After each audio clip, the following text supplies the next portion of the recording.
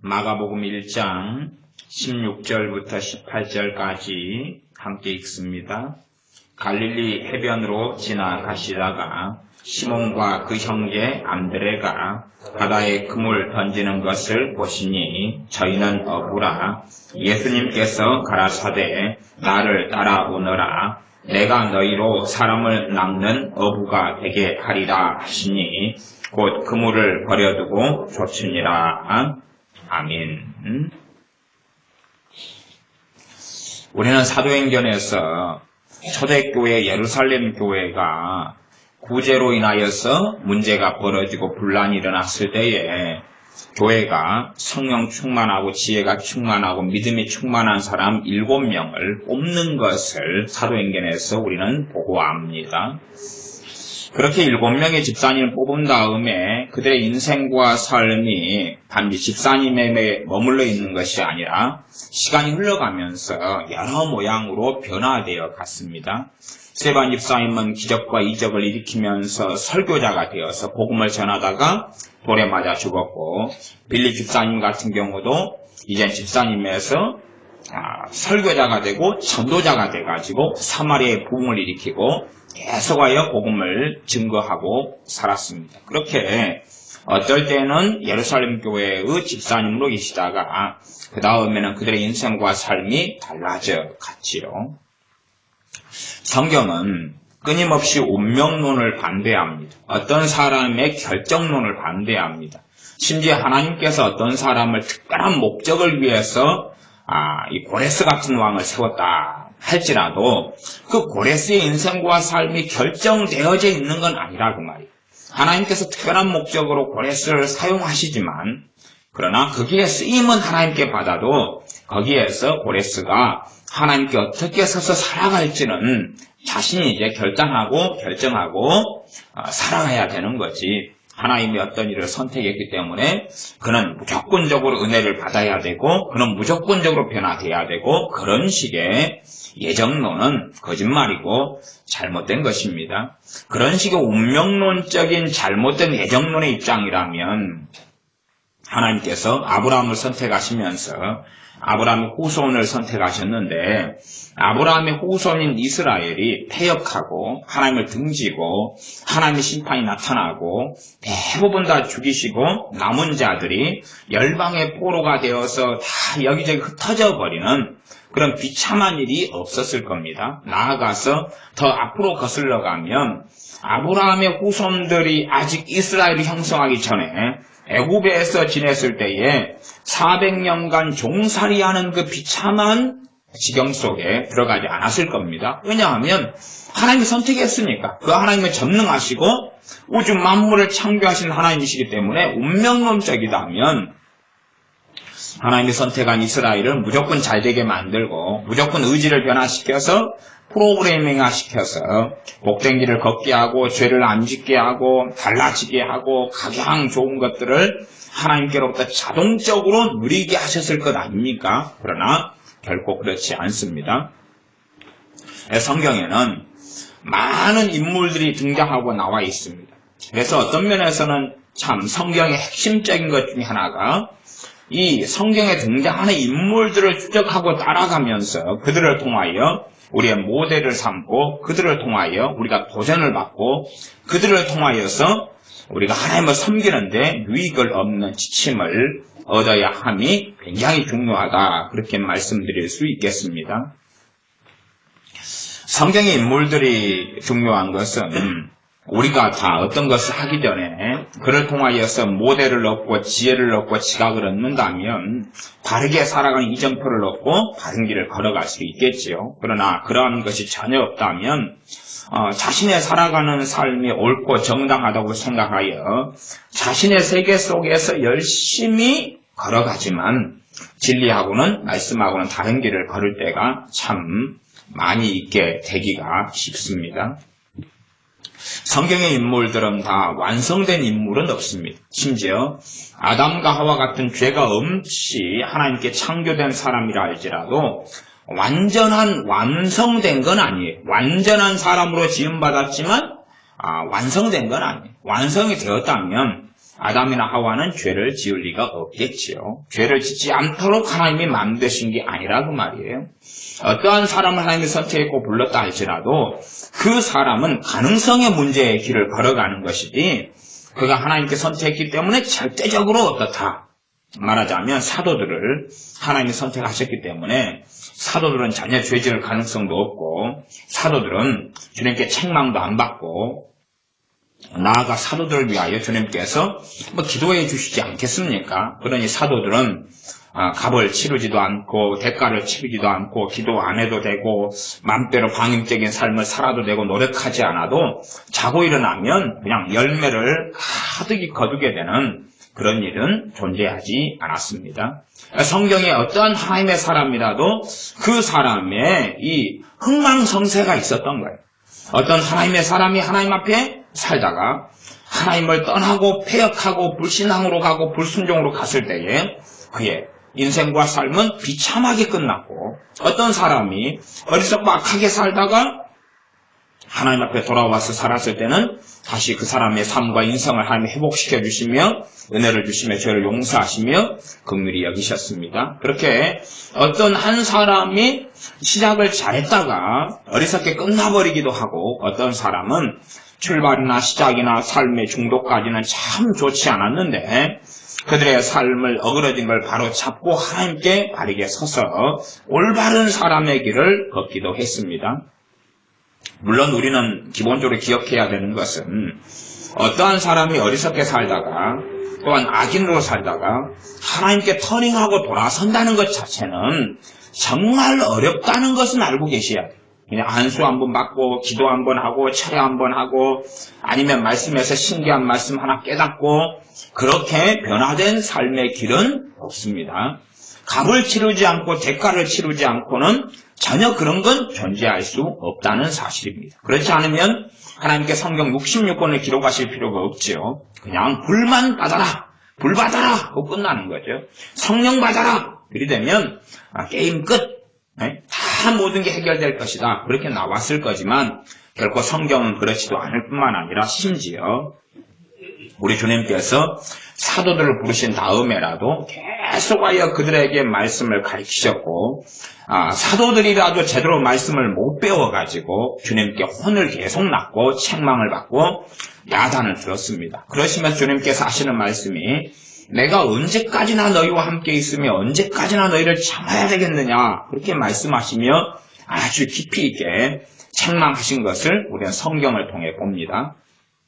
그렇기 때문에 어떤 사람들의 판타지처럼 어떤 악인이고 어리석은 사람이 그냥 손쉽게 하나님께로부터 돌아설 수 있다. 하나님 앞에 바르게 살 수 있다. 그러한 식의 이 몰상식한 개념이나 생각은 존재할 수가 없습니다. 심지어 불을 받고 성령 충만을 받고 회개가 터져도 그러나 삶의 변화는 그게 전환점이 되긴 하지만 다시 원상으로 돌아가는 것도 너무나 쉬운 것입니다. 사울 왕 같은 경우도 성령님께서 임하시면서 새 사람이 되었는데 다시 시간이 지나면서 옛사람으로 다시 돌아갔지 않습니까? 그리고 귀신이 그에게 들어왔고 그는 귀신 들린 채로 살다가 자살로서 인생을 마감했습니다. 새 사람이 되었는데도 옛사람으로 돌아가는 것이 있는 판국에 어떤 사람이 그냥 어느 때가 되면 하나님이 알아서 그를 변화시켜 주신다 하는 망상은 존재하지 않습니다. 사람이란 가능성의 존재이고 그 사람이 어떠한 길을 걷느냐 하는 거죠. 이게 상식적으로 내가 학생인데 수학이 빵점이다. 빵점에서 100점을 맞아야 된다. 그러면 쉽겠어요? 어렵겠어요? 어렵지요. 어렵지요. 내 인생이 내 인격이나 삶이나 마음이 빵점이다. 거기에서 100점을 맞으려면 그건 절대 쉬운 게 아니란 말이에요. 거꾸로 이제 어떤 사람이 수학이 95점이다. 그러면 한 문제나 두 문제랑 틀릴 거 아니에요? 95점이 100점이 되어서 한 문제, 두 문제 틀리는 것을 이제 안 틀리게 하는 것은 상대적으로 얼마나 쉽습니까? 그러나 이 95점 맞은 학생이라 할지라도 95점을 수학에서 맞기 위해서 얼마나 고단한 시간을 보내고 남 놀 때 공부하고 남 잠잘 때 공부하고 그렇게 수고를 얼마나 했겠느냐 그 말이. 그렇기 때문에 95점에서 100점 맞는 것은 빵점짜리가 100점 맞는 것보다 아마 100배 이상은 쉬울 겁니다. 그래서 어떤 사람이든지 율법을 대신하는 기능을 로마서에서는 양심이 한다 그랬습니다. 그 사람이 바른 양심을 갖춰오면 그러면 예수님을 나중에 그러다가 불신자지만 양심을 가진 사람, 불신자지만 윤리를 가진 사람이 그런 사람이 예수님을 믿게 되면 그 사람이 말씀 안에서 더 바르게 사는 것이 훨씬 더 쉽다 그 말이에요. 그러나 믿지 않을 때부터 양심이 없어요. 온갖 거짓말, 악행, 어리석음, 잘못된 마음, 위선으로 살다가 예수를 영접하고 믿었어요. 그렇지만 영접하고 믿은 사건은 변화의 계기고 거듭남의 사건이지만 그것이 자동적으로 그 사람이 살아왔던 삶의 그 결과물은 기본적으로는 인성이고 인격이죠. 그 사람 존재가 어떤 존재냐, 가치관은 뭐고 자아성은 뭐고 이런 것이 어떤 사람이냐 하는 것을 근원적으로 변화시켜주지는 않아요. 예수님을 영접하고 믿어도 옛사람의 상태에서 그대로 있는 거죠. 거기에서 이제 어떻게 하나님 말씀을 따라서 양심을 선한 양심으로 바꾸느냐, 하나님 말씀을 따라서 내 생각이나 마음을 어떻게 옛사람에서 새 사람으로 바꾸느냐가 관건이 되어집니다. 잘못된 성경을 가리키는 그런 사람들 입장은 예수님을 영접한 사건을 최고의 사건으로 가리키고 그 다음에 그 이후로는 별게 없다라는 식의 윤리적인 가르침으로 끝냅니다. 그러나 예수님을 영접하고 믿고 거듭난 사건이 최고의 사건이긴 하지만 결코 그건 시작이지 끝으로 성경이 제시한 적이 없고 그게 끝으로 제시되었다면 신약 성경의 이 많은 서신서들은 존재할 필요가 없는 것이고 예수님의 많은 말씀도 존재할 필요가 없겠죠. 그냥 요한복음 1장 정도만 말씀하면서 예수님을 믿는 사람은 거듭나서 하나님의 자녀의 권세를 가졌다. 이상 끝. 그리고 게임 끝. 하고 했겠죠. 그러나 그 이후로 하나님의 자녀들 주님을 따르는 제자들에게 주님께서는 사복음서 상에서도 끊임없이 말씀을 가르치셨고 그들이 이제 시작했으니까 끝까지 주님의 길을 따르도록 권면하고 말씀을 가르치고 책망하고 교훈하고 훈계하고 있는 것이 성경입니다. 오늘은 성경에서 굉장히 중요시되는 인물로서 베드로 사도를 조금 얼마간 살펴보려 합니다. 베드로 사도에 대한 성경 구절은 너무나 많아가지고 그래서 이 굉장히 많은 이 구절 자체를 결코 다 살펴볼 수가 없어서 그냥 아주 조금 마태, 마가, 누가, 요한복음, 또 사도행전, 갈라디아서, 혹은 베드로전서, 베드로후서, 또 고린도전서에도 베드로에 대한 이야기가 있죠. 굉장히 방대합니다. 이 방대한 인물을 다루려면 아마 10시간 정도 다루어야지 어찌 될까 싶은데 그렇게 하면 너무 고단한 시간들이니까 그냥 얼마간 기본적인 부분만 좀 다루고 그렇게 성경 인물 시리즈에서 베드로를 일단은 그렇게 지나가려고 합니다. 베드로 사도의 이름은 누구냐 그러면은 시몬이라 그럽니다. 히브리 이름이 시몬이에요. 그래서 자기 아버지로서 아버지의 이름을 연결시켜가지고 이스라엘 사람들 주로 이야기합니다. 왜냐하면 같은 이름이 너무 많으니까. 그래서 누구의 아들? 시몬 이렇게 갑니다. 시몬인데 같은 이름이 너무 많으니까 그렇게 해서 구분하는 것입니다. 시몬 아버지는 요한이어서 요한의 아들 시몬아 이렇게 말씀하죠. 요한의 아들 시몬아. 본래 이름은 시몬이고 그다음 주님께서 이제 베드로 사도에게 별명을 지어주셨어요. 별칭을 지어주셨는데 그 별명의 이름은 게바라 그럽니다. 게바란 말은 아람어입니다. 아람어인데 게바는 반석이라는 뜻이에요. 반석. 그리고 게바의 아람어로 좀 아람어식으로 발음하면 케파 그렇게 됩니다. 케파인데 케파를 헬라어 발음으로 하면 게바가 나오는 거예요. 우리가 똑같이 영어도 예수님 그것을 영어로 하면 지저스 그렇게 가잖아요. 그렇게 각 언어마다 동일한 건데 그 나라 사람이 발음하는 것하고 외국인이 발음한 것이 틀리죠. 그래서 게바 그러면은 반석이라는 뜻의 케파인데 이것이 헬라어식으로 발음하면 게바 이렇게 된다. 그것이고 또 이 게바라는 아람어 별명을 반석이라는 별명을 주셨는데 이것이 헬라어로서 발음하게 되면은 베드로가 되는 거예요. 게바하고 베드로는 같은 뜻이에요. 같은 뜻인데 하나는 아람어고 하나는 헬라어고 그렇습니다. 주님께서 그래서 게바 시몬 혹은 일반적으로는 시몬 베드로 이렇게 이름이 되지요. 그래서 베드로란 이름은 헬라어다. 그리고 원래 게바란 이름, 베드로란 이름은 주님께 주시는 별명이고 그에게 주신 별칭이었다. 이렇게까지 이해하시면서 출발하시면 좋겠습니다. 1장 16절부터 18절까지 읽었는데 갈릴리 해변으로 16절 지나가시다가 시몬과 그 형제 안드레가 바다에 그물 던지는 것을 보시니 저희는 어부라. 예수님께서 가라사대 나를 따라오너라. 내가 너희로 사람을 낚는 어부가 되게 하리라. 물론 다른 복음서에는 이에 대한 사건이 좀 더 자세하게 기록되어 있기도 합니다. 주님께서 말씀을 전하실 때 누구 배에 타셨어요? 베드로하고 안드레 배에 탔습니다. 이게 형제가 같이 배를 가지고 어부로서 작은 배 있죠? 작은 배를 가지고 고기를 잡는 어부입니다.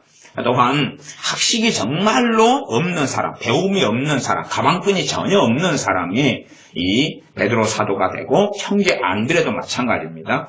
베드로 사도를 전도한 사람은 누구냐 하면 그 형제 안드레가 전도했다. 이렇게 성경에 기록되어 있습니다. 그 다음에 안드레하고 같은 동네 사람으로서 먼저 주님을 믿은 사람이 누구냐 하면 빌립이라는 사람이에요. 그래서 빌립, 그 다음 베드로, 안드레를 성경에는 뭐라고 나왔냐 하면 베세다 사람이다. 우리 베세다, 그 갈릴리 해변 가운데 있는 그 동네가 되어집니다. 그래서 시몬하고 그 형제 안드레가 같이 사도가 되었어요. 우리가 성경적으로 볼 때는 참 가족들이 함께 주님을 믿고 섬기는 것이 정말로 좋고 중요하구나 하는 걸 알 수가 있습니다. 하나님 일도 역사적으로는 가족이 함께 뭉쳐가지고 하나님을 섬기거나 또한 하나님의 일에 수종들거나 그런 경우가 아주 많아요. 그러나 잘못된 길을 걷는 가족이라면은 서로 분란이 있고 다툼이 있고 큰 문제도 야기될 수 있으나 이 시몬 베드로하고 안드레는 함께 사도가 되었던 사람이고 우리가 아시다시피 그 밑에 19절 20절 같은 경우는 야고보와 요한 사도도 형제로서 같이 사도로 부르심받은 사람들이 되어집니다. 어떤 면에서 이 신부가 고약하고 안 좋으면 형제들이 모였으면은 주님의 사도가 12명이면 세력화를 시킬 수 있잖아. 말하자면 베세다 사람이 빌립이고 베드로고 안드레고 그럼 우리 3명이 똘똘 뭉쳐가지고 우리를 중심으로 세력을 만들자. 그렇게 할 수도 있죠. 아니면 어부끼리는 따로 모이자. 어부 노동조합을 만들어가지고 이 사도클럽을 지배하자. 이렇게 갈 수 있겠죠. 또 한편으로는 12명의 사도들이 있고 주님의 제자의 핵심 그룹이 사도들 12명이고 그 다음에 성경을 자세히 보시면 70명의 제자 그룹이 있어요. 70명의 제자 그룹에 대해서도 2명씩 짝지어가지고 전도를 보냈어요. 그 다음 12명도 2명씩 짝지어가지고 전도를 보냈어요. 그러면 70명의 제자 그룹 가운데 핵심은 12명이고 그러니까 70명 안에 12명이 들었다고도 우리가 생각할 수도 있고 아니면 70명 말고 또 12명 이렇게도 이해할 수도 있습니다. 그 다음 12명 가운데서도 또 핵심 클럽이 있어요. 3명입니다. 3명은 베드로하고 야고보하고 요한입니다. 이게 3명의 핵심 클럽을 주님은 데리고 다니시면서 특별한 자리에서는 그들과만 함께 하셨습니다. 이게 요즘식으로 한다면 차별 대우니 공평이니 공정이니 그래서 공산주의 사상을 많이 받아들이잖아요. 자기는 노력하지 않으면서 대기업이나 이런 회사에 돈을 갖다가 다 우리 거다 내 거다 나눠주라. 이게 공산주의의 프롤레타리아 혁명이죠. 말하자면 자본가 계급이나 부르주아 계급을 싹 피해 숙청을 해버려 죽여버리고 프롤레타리아라는 단어가 나오면 그 사람이 반은 공산당에 넘어갔다. 공산당은 뭐냐 그러면 목적을 위해서 부르주아 계급, 자본가 계급을 전부 다 파괴하고 피로써 죽여버린다 아니야. 죽여버린 다음에 그 재산을 다 나누는 거지. 나누지만 누구 중심으로요? 자기 중심이죠. 결국은. 자, 나는 노동자 계급이기 때문에 이 베드로하고 요한, 야고보 세 명이 이제 수제자가 됩니다. 그러면 지금의 평등 사상 자체가 아니에요. 주님 입장에서는 사도로 12명을 불렀어요. 데리고 다니실 때도 12명이에요. 12명이고 다른 70명은 함께 주로 먹거나 함께 행동하질 않아요. 어쩌다가 하겠죠. 어쩌다가. 물론 이제 대중적으로 움직일 때야 많은 사람들이 주님과 함께 하기도 했습니다. 그러나 특별한 데서는 누구만 함께 했죠? 12명만. 그 다음 더 특별한 데서는 주님께서 3명만 데리고 다니셨어요. 3명만. 그렇게 따지면 일단은 사도들 가운데 9명은 기분 나쁠 수 있죠. 그러지 않습니까? 아니 특별한 자리에 왜 우리는 안 데려갑니까? 그리 됐다면 사도들 9명의 마음이나 심성 안에는 계속하여 심각한 죄들이 생겨나기 시작했을 거예요. 왜냐하면 아내가 미움과 시기와 질투가 얼마든지 일어날 수 있고, 예를 들어 야이로의 딸을 죽었는데 살리십니다. 야이로의 딸을 죽었는데 살리시는 그 자리에 주님께서 사도들 가운데 9명을 배제를 시켜버립니다. 너희는 들어오지 마. 그리고 베드로, 요한, 야고보만 들어와. 너희 3명만 들어와. 나머지 사도들은 들어오지 마. 그렇게 해버리십니다. 그러면 거기에서 이제 어리석은 사도들이라면 죄가 계속 일어나겠죠. 마음 안에 뭐가 있습니까? 주님은 왜 우리를 저들만 편애하시고 우리는 차별하시는가? 그리고 이제 일이 일어날 것 아닙니까? 일어나요. 진리를 알지 못한 채 이 사도들의 9명 아내가 베드로 사도에 대한 시기와 질투, 요한 사도에 대한 시기와 질투. 그래서 나중에도 성경에 보시다시피 사도들이지만 얘들이 누가 높냐 하는 시기와 질투를 벗어나지 못했던 것을 우리는 성경을 통해 확인하는 거예요. 그러니까 주님이 잘못된 분이 아니에요. 잘못된 분이 아니고 주님은 의롭고 하나님 아버지 뜻대로 행하셔요. 그 가운데 베드로는 어부고 못 배웠고 어리석고 소위 말하면 가방끈도 전혀 없고 바보 같고 멍충이 같은데 주님이 뽑은 사도들에 들어갔고 나아가서 주님께서 사도들 가운데 다시 3명을 부르실 때에 그 가운데 베드로 사도가 들어갔어요. 심지어는 3명에서도 가장 탁월한 사도로 누구를 꼽냐 그러면 베드로 사도를 꼽아서 베드로 사도의 다른 별명이 뭐냐 그러면 수제자다. 수제자. 말하자면 예수님의 제자 가운데 넘버 1이다. 1등이다 그 말이에요.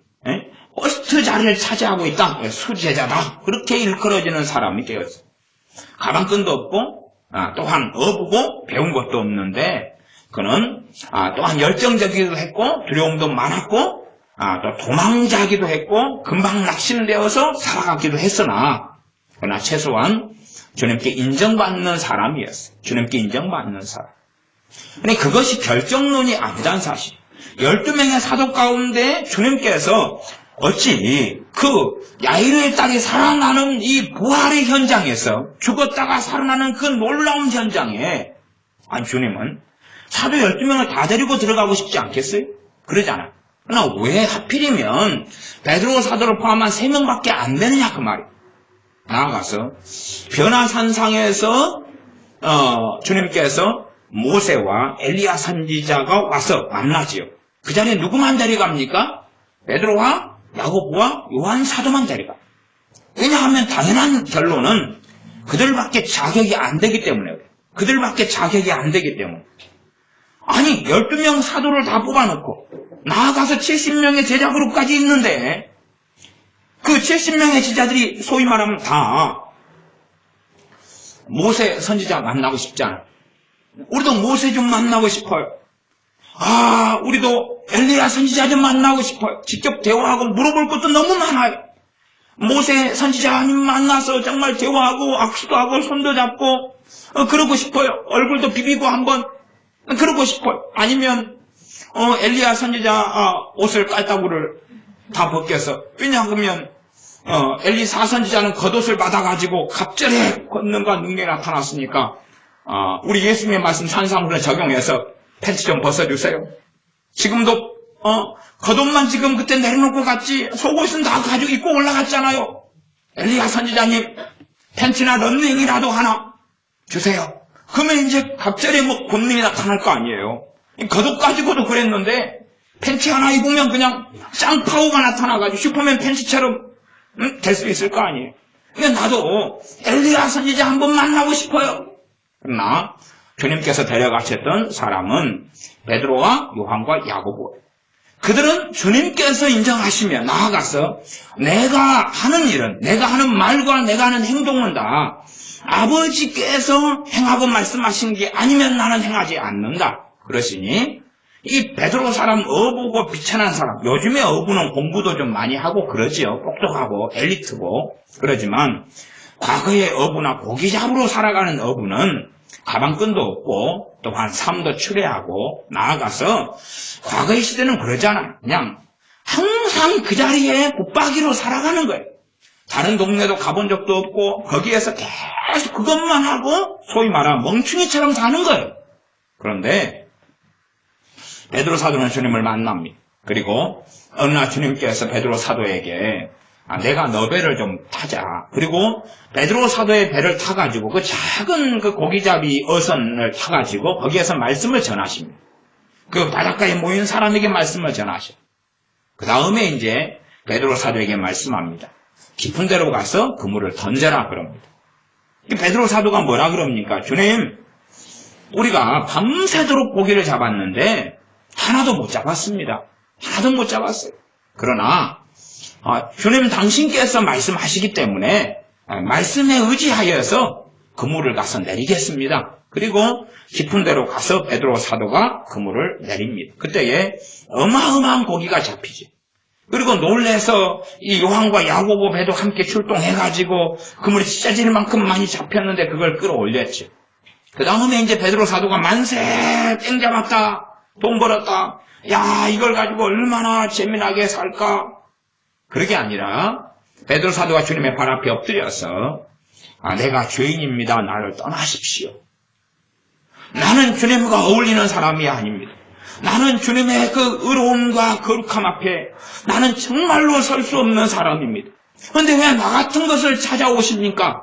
라고 엎드릴 때에 주님께서 하신 말씀이 내가 너를 사람을 낚는 어부가 되게 하겠다는 말씀입니다. 그것이 이제 다른 복음서에 좀 더 자세하게 있는 사정입니다. 많은 사람은 기적과 이적을 만나면 또한 하나님의 능력과 기도 응답을 체험하면 그것에 빠져버리고 하나님은 온데간데 없이 사라져버리고 맙니다. 그 다음에 더한 은사를 주세요. 더한 기도 응답을 주세요.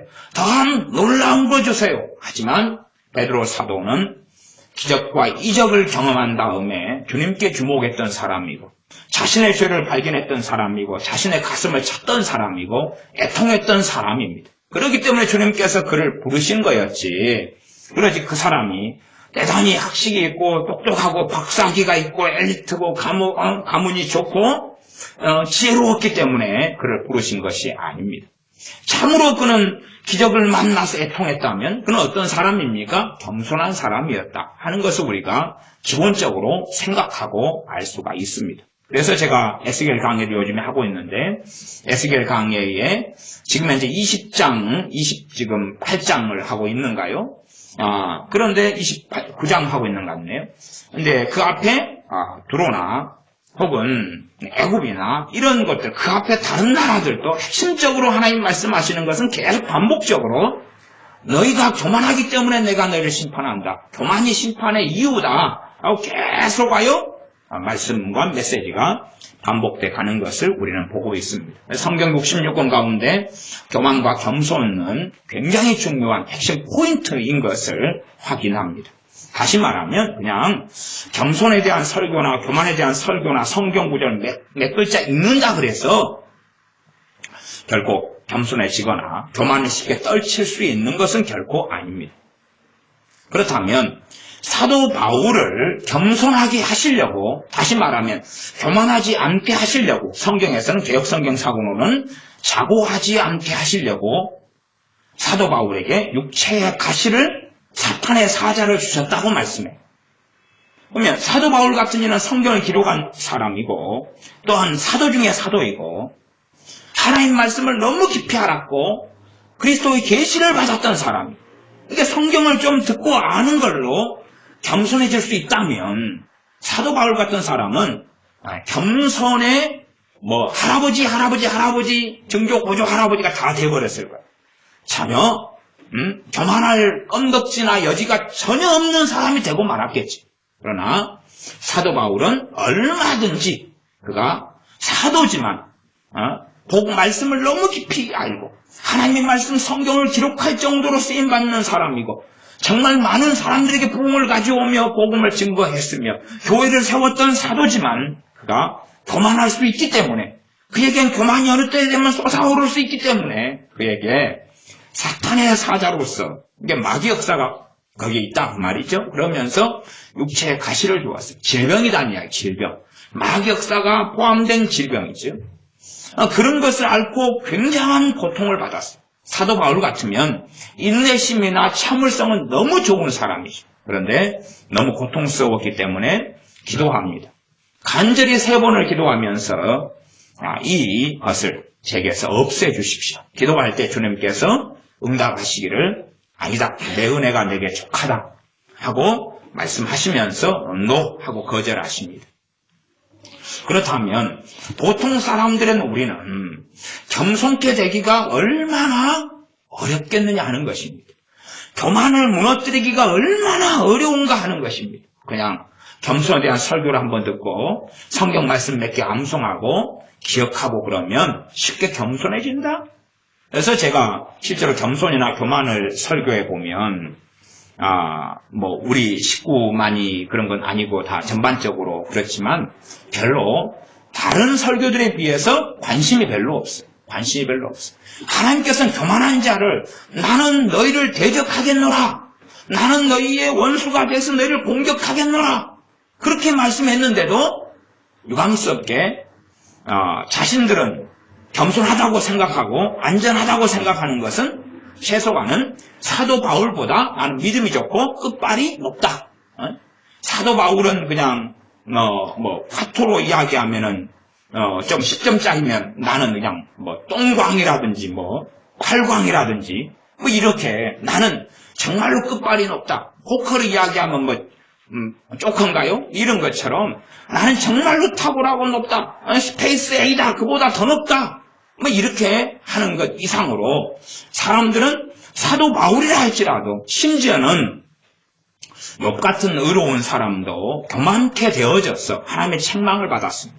그러할진데 그 어떤 사람이 교만케 되는 데서 자유롭고 심지어 겸손에 대한 설교를 한번 들으면 아니면 성경을 한두 구절 보면 아니면 조금 쥐꼬리만큼 깨달으면 쉽게 겸손케 된다라고 착각한다면 뭘 몰라도 한참 모르는 것입니다.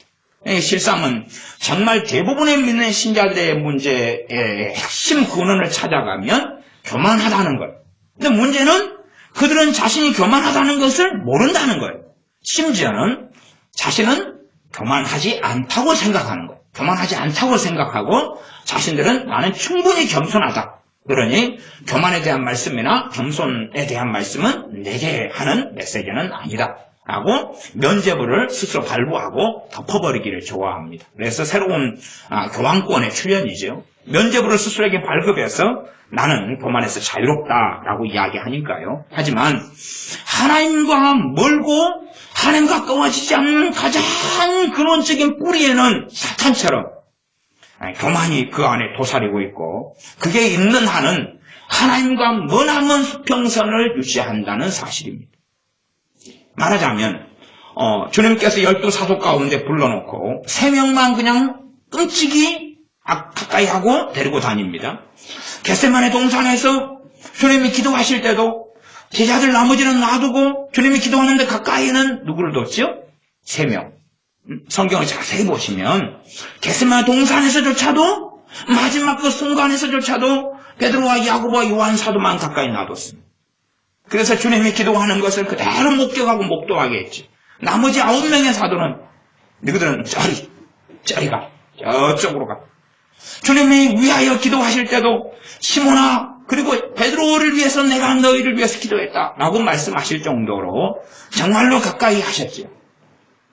그래서 어리석은 사람들은 항상 자신은 무죄 상태에 놓고 하나님에 대해서 불평하고 원망하기를 원하니까 나는 경건하고 깨끗하고 나는 공평하게 하나님께로부터 대우받아야 돼 라고 주장하는 거죠. 그렇게 말하면서 자기가 생각하기에 사회적으로도 그렇지만 공평하지 않으니까 자기가 생각하기에 나는 합당한 대우를 받고 있지 않아. 그러니 나는 섬길려도 되고 원망해도 되고 미워해도 되고 증오해도 된다고 생각하죠. 예를 들어 부모 자식 간의 관계를 할지라도 부모가 마땅히 자식에게 잠잘 것을 공급하고 벌거벗지 않도록 또한 추위에 얼지 않도록 옷을 제공하고 기본적인 먹을 것을 제공하는 것은 부모의 의무입니다. 그러나 치킨을 사주는 것은 부모의 의무일까요? 아니면 사랑일까요? 사랑이죠. 그러면 치킨을 사가지고 자식이 3명이 있다. 그러면 부모가 야 큰애 너 혼자 다 먹어. 그렇다고 할지라도 둘째하고 셋째가 불평불만할 권리가 있을까요? 없을까요? 그건 없는 거예요. 없는 거예요. 거기에서 악한 자녀들은 왜 언니만 다 먹어야 돼? 엄마 왜 언니만 다 줘요? 왜 언니만 다 줘? 그런 악한 길을 걸어가고 이게 반복되어 가면 심령적으로 아주 악해져가고 황폐화되어 간다는 사실. 밥 3끼를 주거나 2끼를 주는 것은 의무인데 그러나 그 이상의 복지적인 측면은 부모 마음인 거예요. 부모 마음이지 거기에 공평이 적용돼서는 절대 안 되는 거예요. 부모에게 자식이 이쁘면 3명이다 그러면 셋째 막내한테 너 너무 이뻐. 니만 용돈 많은 가져. 그래도 첫째하고 둘째는 아무런 앙금도 아무런 생각도 아무런 원망도 아무런 불평불만도 없어야 한다 그 말이. 그런 게 전혀 없어요. 데모가로 쓰이는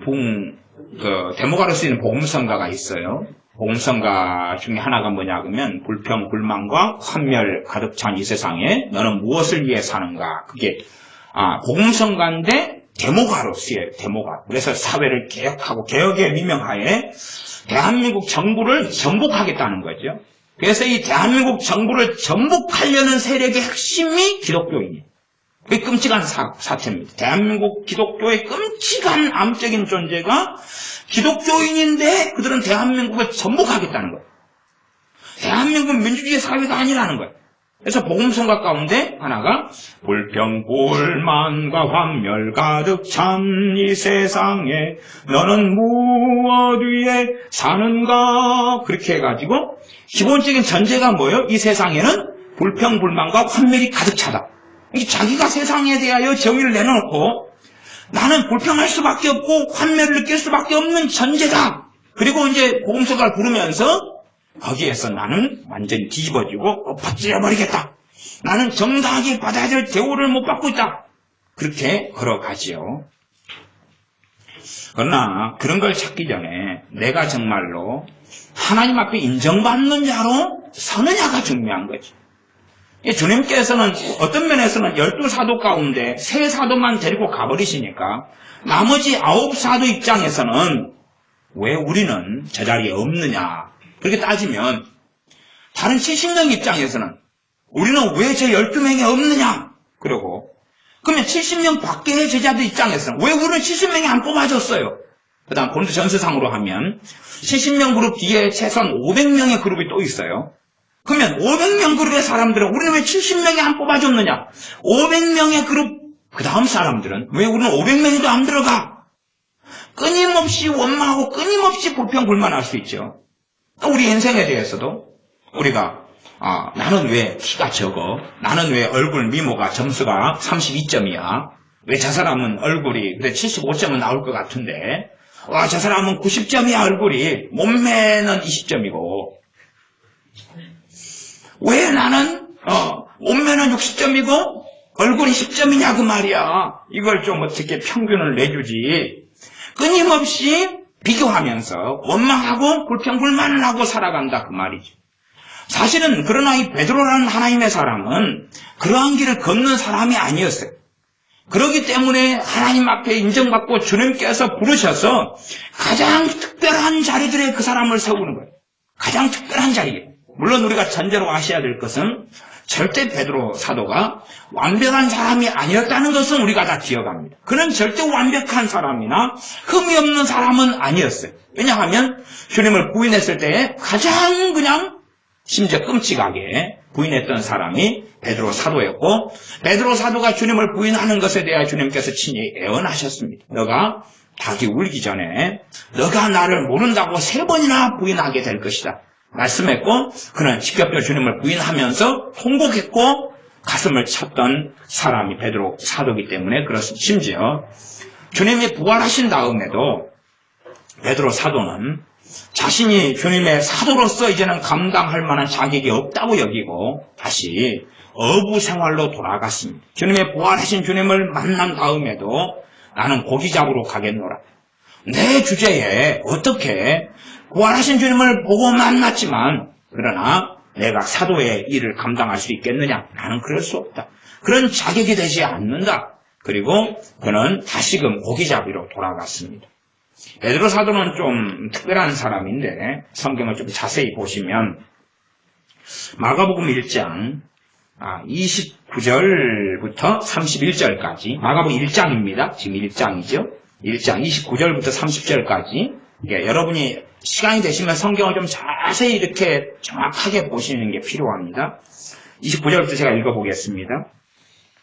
회당에서 나와 곧 베드로와 요한과 함께 시몬과 안드레의 집에 들어가시니 시몬의 장모가 열병으로 누웠는지라 사람들이 곧 그의 일로 예수님께 여짜온데 나아가서 그 손을 잡아 일으키시니 열병이 떠나고 여자가 저희에게 수종되니라. 자, 본문을 잘 보시면 회당에서 주님께서 복음을 전하고 말씀을 증거했고 그 앞은 귀신 들린 사람을 귀신이 쫓아냈어요. 그 다음에 야고보와 요한과 함께 시몬과 안드레의 집에 들어갔어요. 누구 집이에요?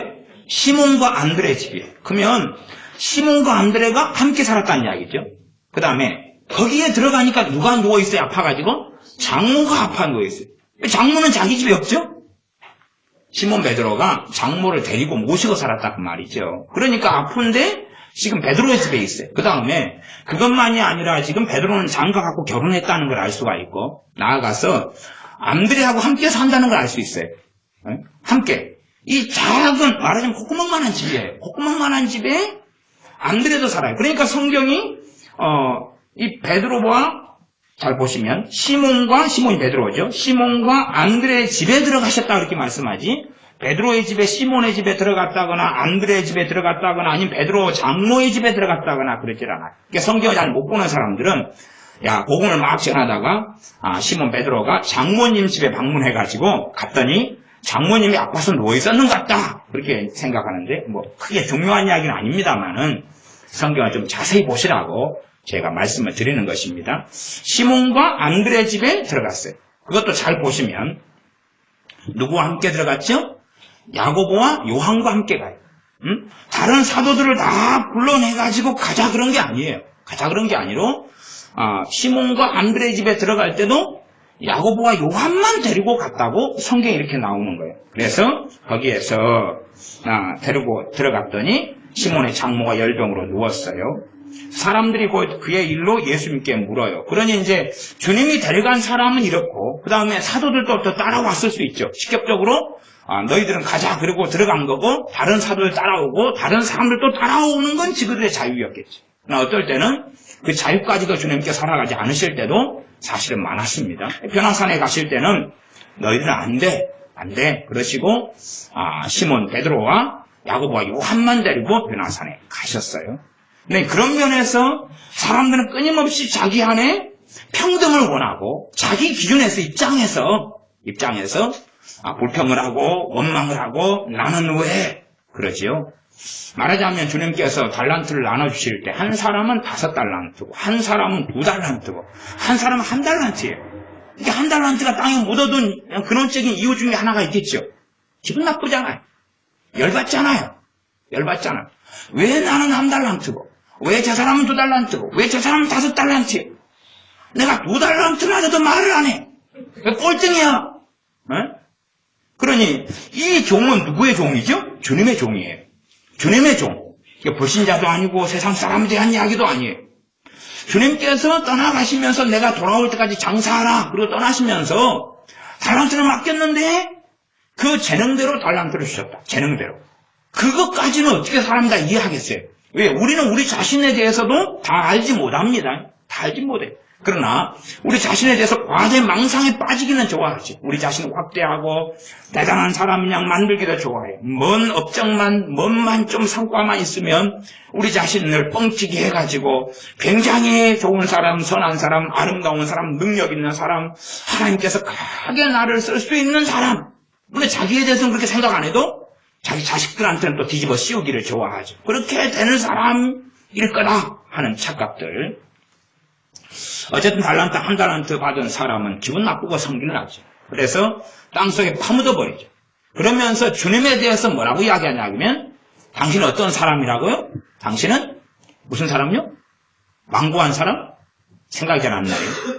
당신은 심지 않고 거두는 그런 사람이다 그랬어요. 당신은 심지도 않고 거두려는 그런 사람이 당신이니까 주님에 대해서 뭐라고 생각해요? 오해하고 곡해하지. 그리고 그 오해 곡해를 주님께서 다시금 재림해서 오실 때까지 이 사람은 하고 살아요. 그러니 결국은 이 사람은 구원받지 못한 사람이고 지옥으로 가는 사람이 되고 맙니다. 누구의 이름으로 살았는데요? 예수의 이름으로 살았는데 하나님의 자녀 속에 들어가 있었는데 결과적으로 유종의 미를 거두지 못하고 영원한 심판 속에 들어간 사람이 1달란트 받은 종이 되고 말았다는 것을 우리가 압니다. 그래서 우리가 우리 인생과 삶을 살다 보면 똑같이 두 사람이 철하기도 하는데 누구는 그냥 하나님의 막 회개가 터지고 은혜가 임하고 나는 안 그럴 수도 있어요. 거기에서 정말로 바르고 참된 사람은 누구를 돌아보아야 돼요? 자기를 돌아보아야 되는데 이 교만한 사람은 왜 나는 안 그러는가? 왜 나는 안 그러는가? 어떤 사람 둘이가 어쨌든 하나님께 삐까뻔쩍하게 쓰임받기 위해서 병 고치는 은사를 구했어요. 그래서 병 고치는 은사를 한 10일을 간절히 기도했는데 한 사람은 줬어요. 같이 기도했는데 자기는 안 줬어요. 자기는 안 줬어요.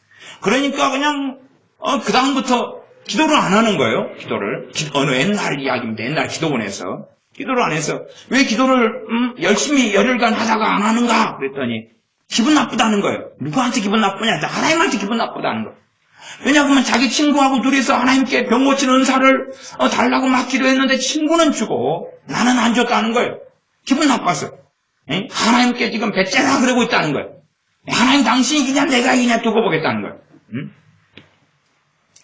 자기 생각에는 자기는 친구하고 같거나 더 나은 사람이라고 생각한 거지.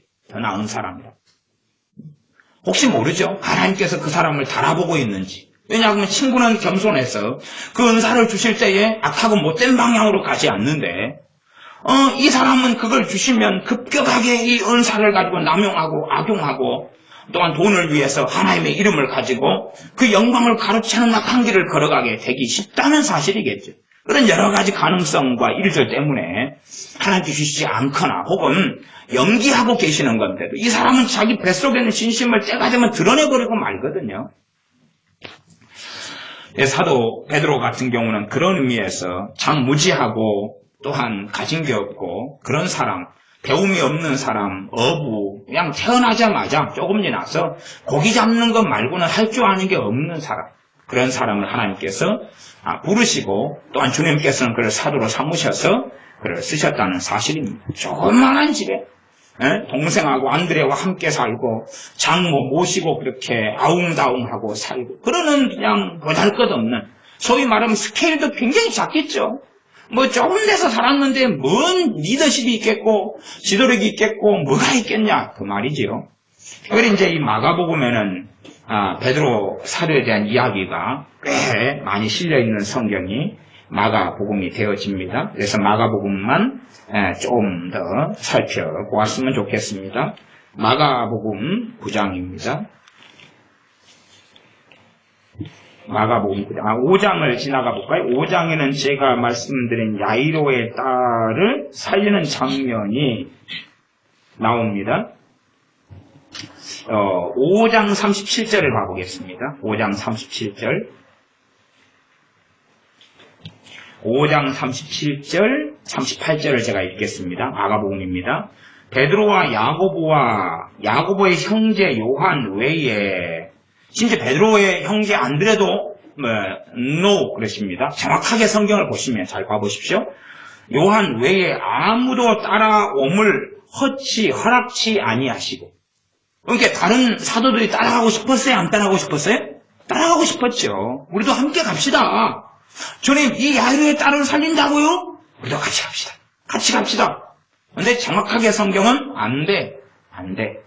이게 주님은 사사로운 감정이나, 평등? 공평? 평등 공평? 웃기는 소리 하지 말고, 너희들은 저리 가. 응? 너희 9명은 들어오지 마. 안 돼. 여기에는 자격 있는 사람은 베드로와 야고보와 이 요한 말고는 없어. 3명만 들어와. 그렇게 주님은 정확하게 하셨다고 여기 기록되는 거예요. 우연히 그냥 3명만이 아니라 3명 말고는 허락을 안 하셨다는 거예요. 그러면 3명만 데려갈 때 사도들이 뭐라고 얘기했어요? 우리도 갑시다. 주님, 나는 안 됩니까? 나는 안 됩니까? 그러면 이제 안 된다 그러니까 어떤 사람은 그럴 거예요. 강파가면. 왜 안 돼요? 왜 안 돼요? 왜 안 돼요? 당신이 그러니까 사랑을 이야기해요? 에? 그럴 거 아니에요. 원수를 사랑해라 그랬구만. 당신이 사도를 불러놓고 왜 우리는 안 돼요? 쟤들만 주둥이고 쟤들만 입이고 우리는 주둥이란 말이에요. 이 강파가고 갈수록 그렇게 변화돼 가는 거죠. 왜? 자기 입장에서 자기는 의로우니까. 주님의 판단보다 누구 판단을 믿는 것입니까? 자기 판단을 믿죠. 자신의 가치관대로 살기를 원하는 거예요. 하나님도 자신의 판단과 가치관을 따라줘야 되는 거예요. 하나님도. 우리 주님도 따라줘야 되는 거예요. 자기를 기분 나쁘게 하지 말아야 되는 거예요. 주님께서는 아마 제 개인적인 생각은 이유나 이런 것을 말씀 안 하셨을 거라 생각해요. 말씀하셨다 그래도 아마 이해하지 못했을 거라. 이해할 수 있었다면, 그걸 깨닫는 사람들이었다면 이 3명 말고도 허락된 사람이 되었을 거예요. 허락된 사람. 그러나 깨닫지 못했고 알지 못했고 그런 문제를 고치지 않았으니까 3명 말고는 허락되지 않은 사람이 되고 만 거죠. 그리고 이제 마가복음 14장으로 가보겠습니다. 14장. 이제 말씀을 다 전했는데 이제 본문이 지나가는 길이 있으니까 살펴봐 보는 것입니다. 14장 32절 33절입니다. 32절 33절 제가 읽습니다. 저희가 겟세마네를 하는 곳에 이름에 예수님께서 제자들에게 이르시되 나의 기도할 동안에 너희는 여기 앉았으라. 여기서는 내 기도할 동안에 기도해라 그런 게 아니고 여기 앉아있어. 그렇게 이제 여기 마가복음에 나와 있어요. 그 다음에 33절에 베드로와 야고보와 요한을 데리고 가실세. 너희는 여기 앉아있고 3명만 따라와. 가실세 심히 놀라시며 슬퍼하사 말씀하시되, 이제 이 3명한테 말씀하신 거예요. 3명한테 내 마음이 심히 고민하여 죽게 되었으니 너희는 여기 머물러 깨어 있으라. 여기 머물러 깨어 있으라. 그렇게 3명한테 말씀한 거예요. 그 9명한테는 너희는 여기 있어, 앉아 있어. 그리고 3명한테 너희는 여기 있어, 깨어 있으라. 그리고 이제 주님께서 기도하시는 게 나와 있고요. 37절 돌아오사 제자들이 자는 것을 보시고 베드로에게 말씀하시되, 그러면은 9명과 지금 3명이 나누어져 있죠. 그러면 제자들이 자는 것이면 기본적으로 9명에 대한 이야기일까요? 3명에 대한 이야기일까요? 지금 떨어져 있으니까 3명에 대한 이야기. 잘 본문의 상황을 여러분이 좀 뚜렷하게 보셔야 돼요. 물론 9명에 대한 이야기도 포함될 수 있어요. 포함될 수 있으나 지금 장소가 좀 떨어져 있잖아요. 기본적으로. 그러니까 가까운 거리에 10m 사이에 놔둔 게 아니니까, 그래서 이 3명에 대하여 먼저 말씀하신 것을 알 수가 있어요. 그래서 제자들이 자는 것을 보시고 베드로에게 말씀하시되, 지금 베드로와 야고보와 요한만 데리고 왔잖아요. 시몬아 자느냐. 베드로한테 말씀하시는 거예요. 너가 1시 동안도 깨어있을 수 없더냐. 1시는 1시간이죠. 1시간. 그 38절 시험에 들지 않게 이제 그냥 깨어있으라, 잠자지 말고 먼 산 보고 가만히 있으라, 그렇게 아니라 지금 한밤중이잖아요. 깨어있으라, 그 말은 무슨 뜻이냐? 그러면 깨어있어 기도하라, 그 뜻이라고 지금 말씀하고 있습니다. 시험에 들지 않게 깨어있어 기도하라, 기도하라, 38절에 말, 기도하라. 그다음에 마음에는 원이로도 육신이 약하도다. 너무나 활동과 일을 사역을 많이 하고 그래가지고 몸이 피곤한 거예요. 그러니까 몸이 피곤하면 기도할 힘 자체도 없죠. 그러나 주님께서는 지금 현재 현실은 지금 몸이 피곤하고 치유의 권능, 귀신 쫓아내는 권능을 받고 그렇게 했어도 몸이 피곤해요. 육신이 약한 상태가 되어버리고 말았어요. 너무 피곤하고 지쳐버린 거예요.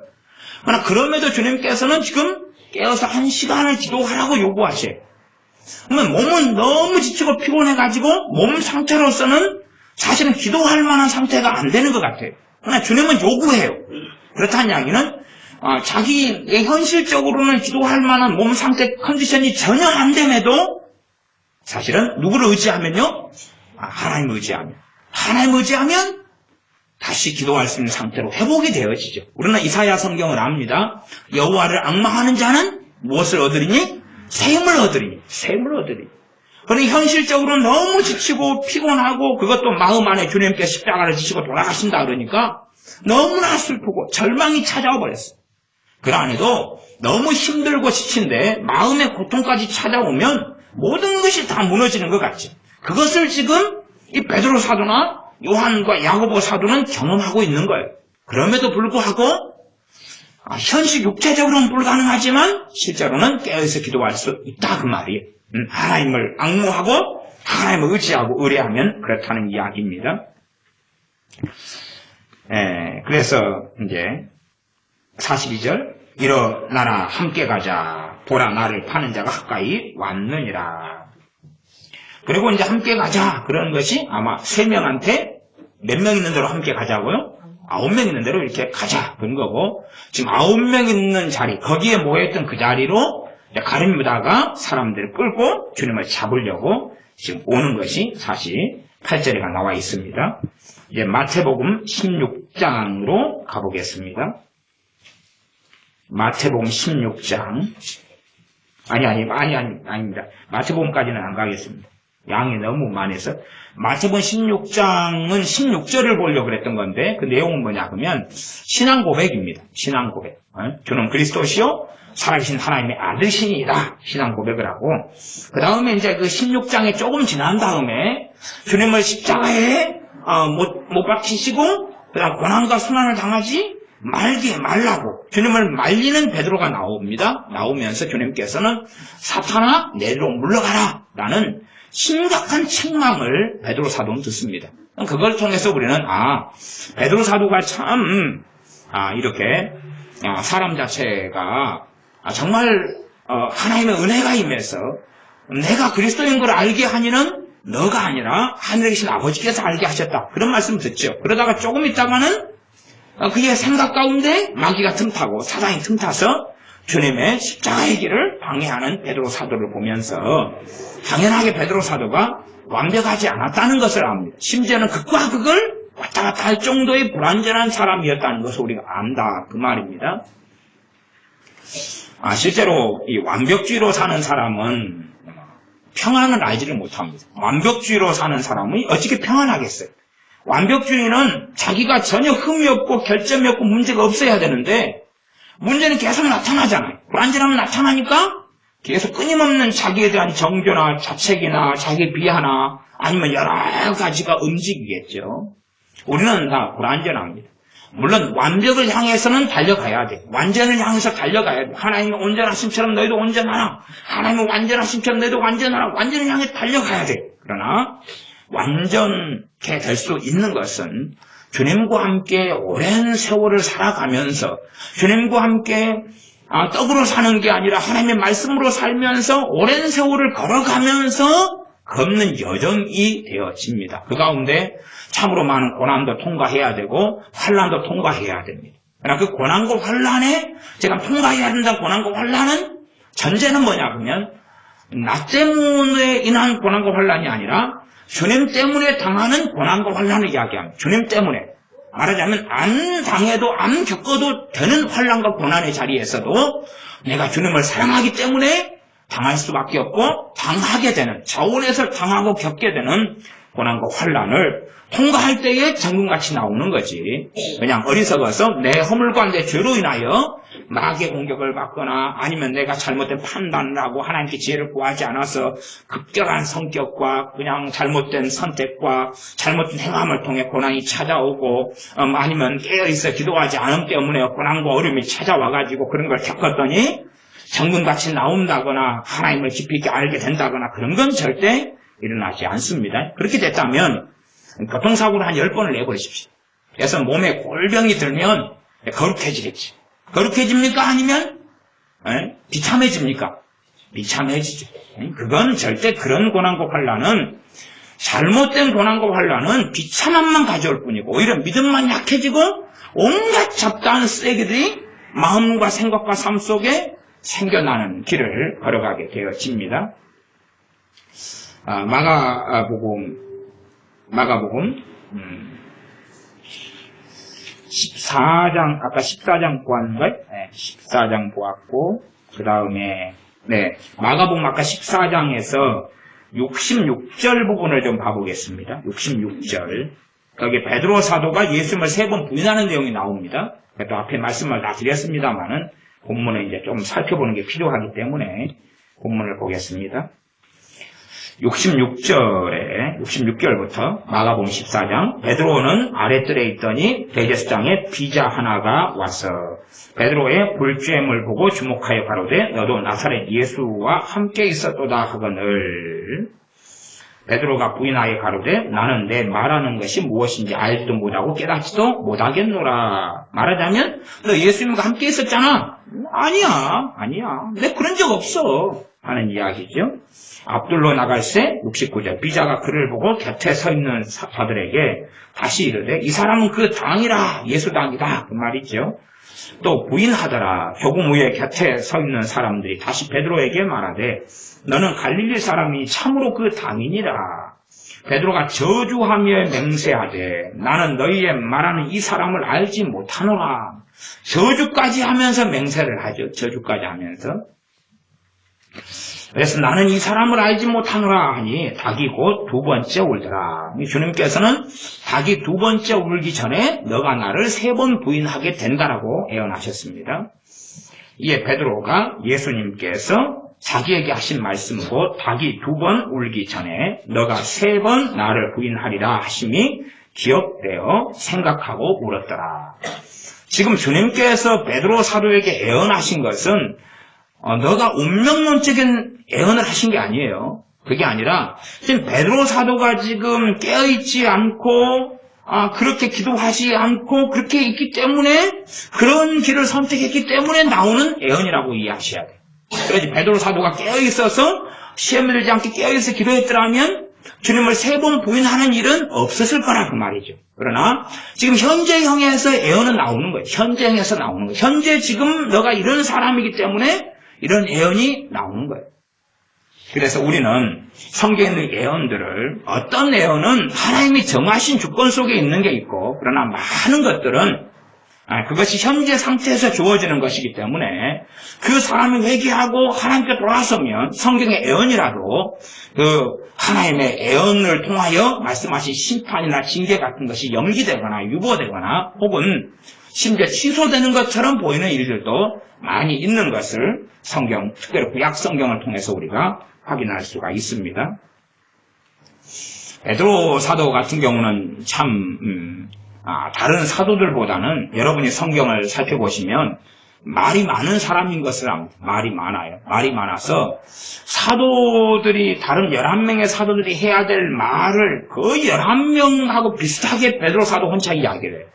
때마 되면 베드로 사도가 한 이야기만 신앙 고백부터 시작해서 주님이 무리를 걸어오실 때에 베드로 사도가 나도 무리를 걷게 해달라고 그러고 무리를 걸어가는 등 아주 많은 일을 베드로 사도 입에서 하니까 베드로 사도가 되게 충동적인 사람이고 말하자면 말쟁이고 말하는 걸 너무 좋아했던 사람이라 이런 걸 알 수가 있어요.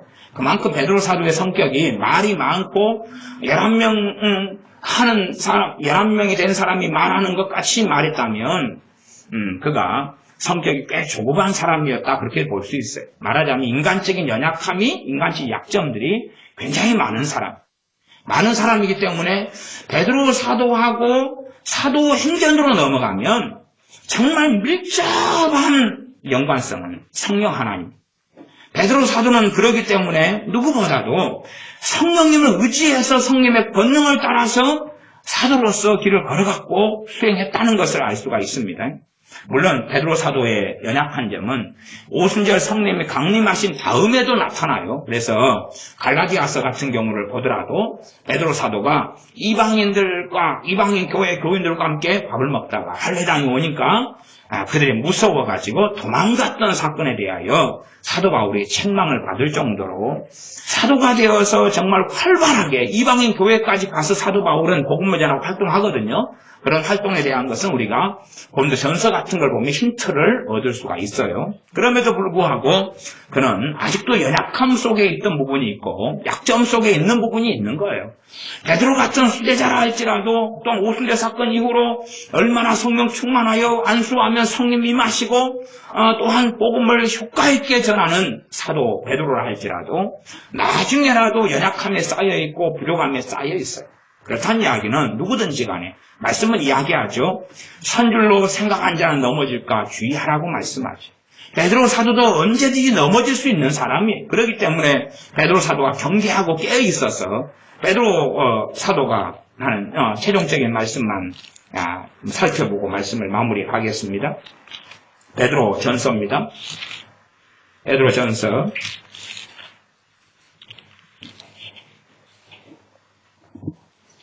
베드로전서 1장 6절 7절입니다.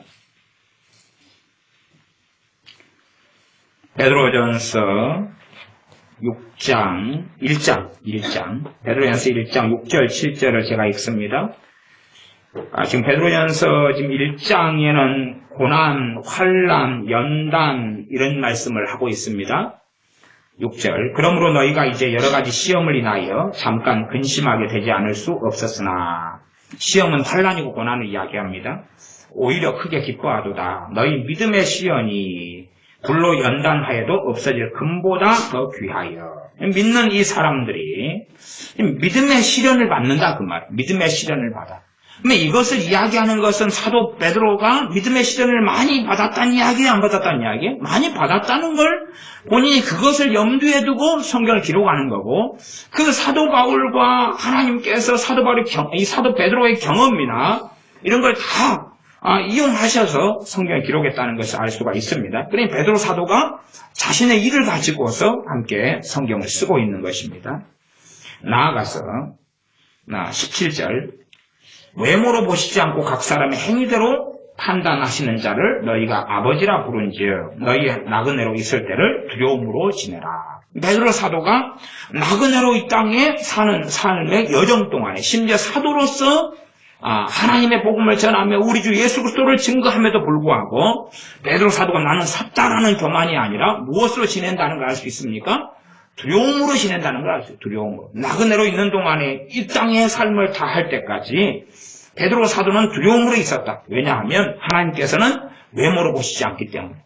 그러니까 외모로 본다 하는 것은 기본적으로 바리새인들 같은 경우가 위선을 했잖아요. 위선. 겉으로 이렇게 선한 척, 깨끗한 척, 올바른 척 했다 그 말이에요. 그래서 그 다음에 외모가 아니라 각 사람의 행위를 이야기하니까 이 행위는 마음에 근거한 행위를 이야기하는 거예요. 마음에 근거한 행위.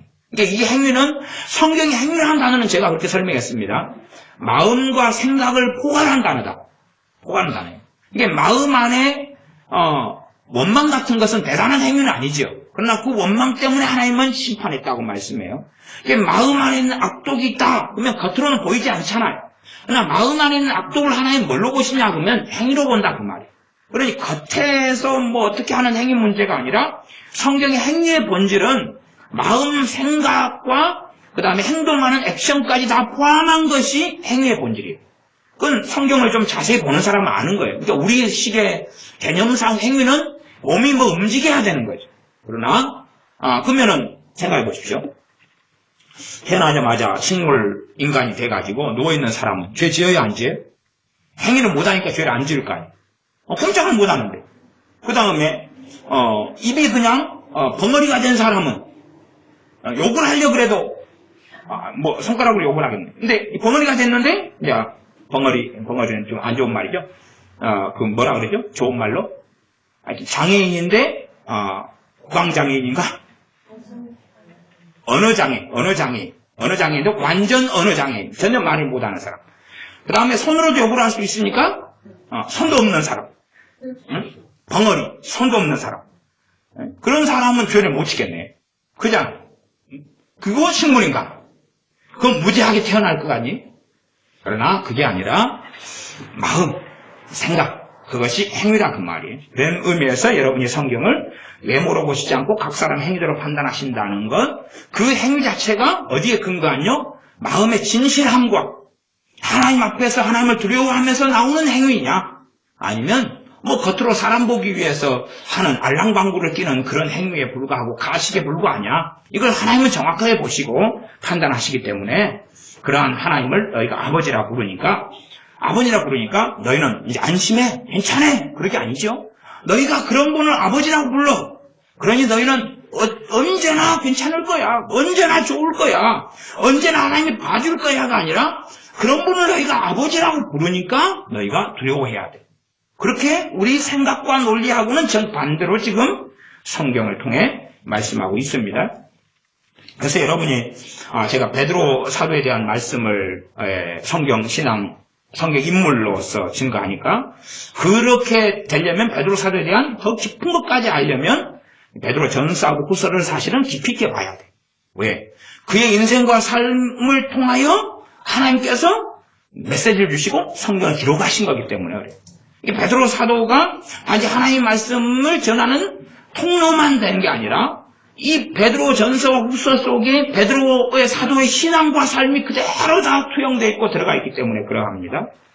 베드로 후서 1장만 보겠습니다. 넘어갔어요. 베드로 후서 1장 자주 읽어보는 말씀, 전하는 말씀 베드로 후서 1장입니다. 1장 2절 하나님과 우리 주 예수님을 알므로 은혜와 평강이 너에게 더욱 많을지어다. 여기서 알므로 그 말은 알아감으로써 그런 거죠.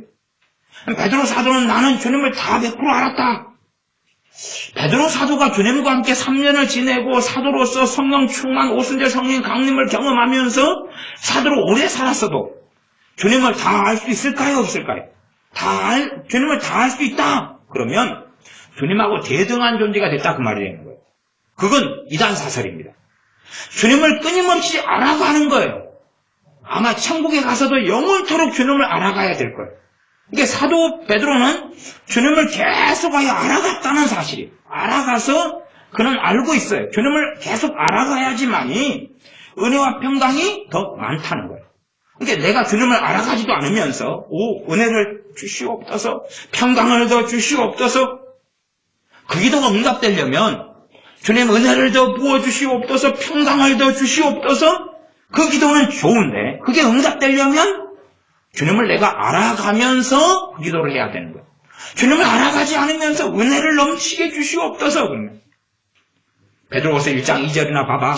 뭐라고 성경에 기록되어 있는지 헛소리 하지 말고 또 우리하고 친한 천사가 있으면 와가지고 이야기할지 모르겠습니다. 그래서 이제 5절부터 가면 너희가 더욱 힘써서 너희 믿음의 덕의 지식을 지식의 절제를 절제, 인내를 인내, 경건을 형제 우애를 사랑을 공급하라. 힘써서 그래라. 그러면 사도 베드로는 지금 이걸 깊이 있게 알았다구나. 자기 인생 가운데 이 사도 베드로는 믿음을 세워나갔고 믿음에 계속하여 믿음을 세워나갔어요. 어떻게 해서요? 힘써서. 그리고 거기에 덕을 세웠고 지식을 세웠고 그 지식도 세상 지식, 학문의 지식이 아니라 진리의 지식을 끊임없이 세우고 진리의 지식을. 우리가 유명한 설교자들 가운데 몇 명을 아는데 그런 이 설교자들 가운데 옛날 그 대각성운동 때 하나님께 쓰임받았던 찰스 피니 같은 그런 목사님이 있다 하면 그런 분은 신학교 출신이 아니에요. 신학 출신이 아닌데 목회자로서 하나님께 크게 쓰임받은 사람. 그 다음에 이제 우리가 아시다시피 찰스 스펄전 같은 설교에 있어서 굉장히 탁월한 사람. 그런 분도 신학교하고는 아무 상관이 없는 분이에요. 그러니까 그분 찰스 스펄전 같은 분이 교인들이 모여가지고 목사 좀 해줘. 그럴 때 스펄전 목사님 나이가 15살인가 돼요. 너 우리 목사가 돼서 말씀을 좀 전하고 가르쳐줘. 15살인가 16살인가. 제가 기억이 잘 안 납니다. 근데 15살인가 16살인가 그래요. 그러면 우리 은혜가 16살이니까 그런 거예요. 은혜한테. 야, 너 목사 좀 해줘. 목사. 그럼 말씀 좀 설교해줘. 그때부터 스펄전 목사님은 설교를 하기 시작했어요. 제가 그래서 야, 은혜야, 니는 지금 뭐하냐? 니는 니 나이 때 되면 스펄전 목사님은 목사가 돼가지고 수백 명 목회를 했어. 그러면 이제 은혜는 그럴 거 아니에요. 목사님, 누구는 목사님 나이 때 대통령이 됐다 찌다. 그래서 그런 것 때문에는 할 말은 없어요. 안 그렇습니까? 누구는 목사님 나이 때 갑부가 됐다는데 목사님 돈 좀 벌어놨어요. 그러면 깨갱꼬리 내리고. 그러니까 그런 이야기는 우리는 서로 안 하는 거예요. 안 하지만 어쨌든 말하자면 그렇다 그 말이에요. 말하자면 어떤 사람이 정말 자기에게는 꿈이 있다 그래요. 무슨 꿈이 있냐 그랬더니 저는 재벌 2세가 되는 게 꿈이에요. 재벌 2세가 꿈인데 우리 아버지가 도통 재벌이 되려고 하질 않아요. 내 아버지나 우리 엄마가 재벌이 돼야지 내가 재벌 2세가 되는데 이 양반들이 재벌이 안 되거든요. 그래서 내 꿈이 지금 실현이 안 되고 있어요. 이렇게 살아가는 인간도 있죠. 재벌이 되려면 지가 돼야지. 이상한 꿈을 좀 가지고 있는 거죠. 어쨌든 사도 베드로 같은 이는 끊임없이 믿음의 덕에 인내, 절제 이것을 형제 우애 사랑을 공급하는 그 믿음의 길과 그 여정을 계속 걸어간 사람이 되었습니다. 이게 얼마나 중요한지를 이 하나님의 사람은 알고 있어요. 마찬가지로 우리도 그런 길을 걸어갈 때에 근신하고 깨어있는 삶을 살게 되고 하나님 앞에 온전히 설 수 있게 되어집니다. 그러나 베드로 사도가 하나님께 사도로 부르심 받았기 때문에 그는 거기에서부터 수지 맞아버렸어. 거기에서부터 그냥 돼버렸어. 실제로 우리는 알지 않습니까? 사도로 부름받던 다른 유다조차도 그가 그 자기 직임을, 자기 직책을 떠나버린 사람이다 라고 하나님이 박탈시키기 전에 그가 떠나버린 거죠. 그 사도행전 1장이고 그래서 다르게 주님과 함께 지냈던 12사도가 아닌 사람들 중에서 사도를 다시 뽑죠. 그래서 밖에 있던 어떤 사람, 마띠아라는 사람이 사도가 되지 않습니까? 사도로 등장을 해버려요. 그러니 우리가 나는 왜 태어날 때부터 IQ가 떨어져? 물론 IQ는 태어날 때부터 정해지는 게 아닙니다. 나 핑계, 합리화하는 거죠. 나는 외모가 이래, 나는 내 가정 환경이 이래 라고 말하지만 내가 하나님께 쓰임받을 수 있는 사람이 되어야 돼요. 그래서 베드로 디모데에게 사도 바울이 성경 기록하기는 뭐라고 기록합니까? 금그릇, 은그릇, 이런 나무그릇, 흙그릇 이런 게 있어도 깨끗하게 하면 하나님이 쓴다. 하나님이 쓸 수 있는 그릇으로 너를 만들어라라고 말씀하죠. 너 자신을 하나님께 드리기를 힘써라 라고 말씀하는 거예요. 그러나 많은 사람들은 환경을 탓하고 자기가 가만히 있어도 모든 것이 다 주어지기를 원해. 모든 것이 주어지기를 원해. 모든 것이. 저는 요즘에는 제가 우리 지혜가 요즘에는 막 마귀를 잘 쫓아내가지고 마격사 별로 없어서 그냥 돈도 다 주고 싶고 맛있는 것도 다 그냥 사주고 싶고 그래서 제가 어제도 계좌 와서 지혜한테 하여튼 니 뭐 먹고 싶냐? 게 먹고 싶어요. 무슨 게? 양념게장 해먹어. 꽃게탕, 니 게탕 해먹어. 그리고 다 해먹었어. 그리고 이제 다른 애들은 게탕을 안 줬어요. 안 주고 따로. 내가 이뻐하는 애들만 게탕을 줄 거야. 걔는 몇 마리 못 잡았어. 11마리밖에 못 잡았는데 누구 줄 게 있어요? 이뻐하는 사람들만 게탕. 목사님 불공평합니다. 11마리 잡아서 누구는 입이고 누구는 주둥이에요. 다 필요 없고 내가 잡았는데 내가 땀 흘려가지고 그러니까 내가 주고 싶은 사람한테 주는 거예요. 그건 불공평한 게 아니에요. 우리가 섬기는 하나님이 그런 분이라는 것을 알아야 됩니다. 베드로가 하나님께 쓸 수 있는 사람이기 때문에, 그는 자기를 깨끗하게 했던 사람이기 때문에, 그는 비록 볼품없고 또한 어리석은 사람이었지만, 그러기 때문에 누구보다 주님을 의지했던 사람이고, 누구보다 성령의 권능을 받았던 사람이고, 성령의 능력을 행했던 사람이어서 성령의 역사를 통하여 사도행전에 계속하여 성령의 인도하심 따라서 복음을 전하는 길, 하나님과 함께하는 삶의 길을 걸어간 사람이었다는 것을 우리가 보고 안다 그 말이에요. 제가 아까 그런 신학을 나오지 않고 가방끈이 없는 유명한 스펄전 목사님이나 이런 분, 또 마틴 로이존스 목사님도 그런 분인데, 그런 분이 그렇게 가방끈이 없으니까 그들은 홀로 하나님 앞에 머물러서 하나님 말씀을 상고하고 연구하는데, 오히려 신학교를 나오고 가방끈이 있는 이들보다 10배, 100배의 경주를 한 사람, 10배, 100배. 그러지 가방끈 신학교 나왔다 그걸 믿고 태만하고 안일하게 있던 사람이 아니고, 오히려 그게 없기 때문에 더 엎드리고 더 기도하고 더 성경을 연구하고 더 많은 책들을 보면서 그러면서 하나님 앞에 머물렀던 사람들이 그런 찰스 핀이나 스펄전이나 마틴 로이존스나 이런 사람들이 되었어요. 쌈발라 이런 목사님이 있죠.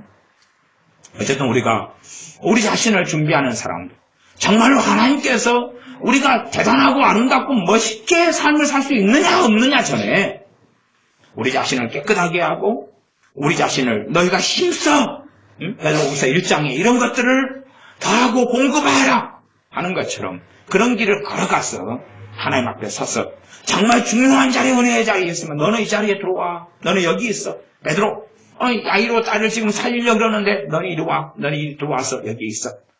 우리는요, 이건 안 돼, 이건 안 돼, 저리 가, 저리 가고, 너는 그냥 거기서 야 놀든지 부치게 해먹든지 아니면 디스코를 치든지 알아서 하는데 여기 3명만 이리 들어와. 그런 사람들 속에 들어가야 됩니다. 기도하겠습니다. 아버지 하나님, 우리는 끊임없이 우리 식의 생각을 통해서 하나님은 틀렸고 우리가 옳다고, 우리 식의 정의를 주장하고 원망과 불평과 어리석음으로 살 때가 많습니다. 불공평하게 내 부모는 돈이 없고 내 가정 환경은 좋지 아니하고 나는 배운 게 없고 부모가 대학을 보내주지 않았고 IQ가 떨어지고 미모가 되지 않고 얼굴이 되지 않고 배경이 없고 그런 것에 원망과 불평을 해대면서 어리석은 삶의 길을 걸어가는 한 달란트를 받아서 땅속에 묻어둔 자 같은 삶을 살아갈 수 있으나, 그러한 길에서 돌이켜서 베드로 사도처럼 태생이 어부이고 할 줄 아는 게 고기 잡는 일밖에 없고 그것도 작은 배에서 코딱지만한 집에서 살아가지만 정말로 주님의 말씀 앞에 엎드리며 애통하는 사람, 또한 회개하는 사람, 가슴을 치는 사람, 주님을 위하여 희생하고 헌신하며 주님을 굳건하게 따르는 사람, 또한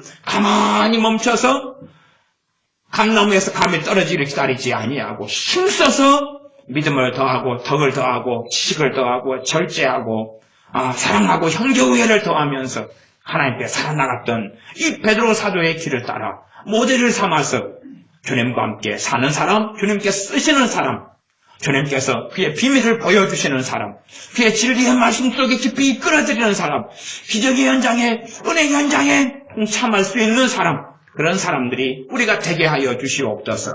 예수님의 이름으로 기도하옵나이다. 아멘. 기도하겠습니다.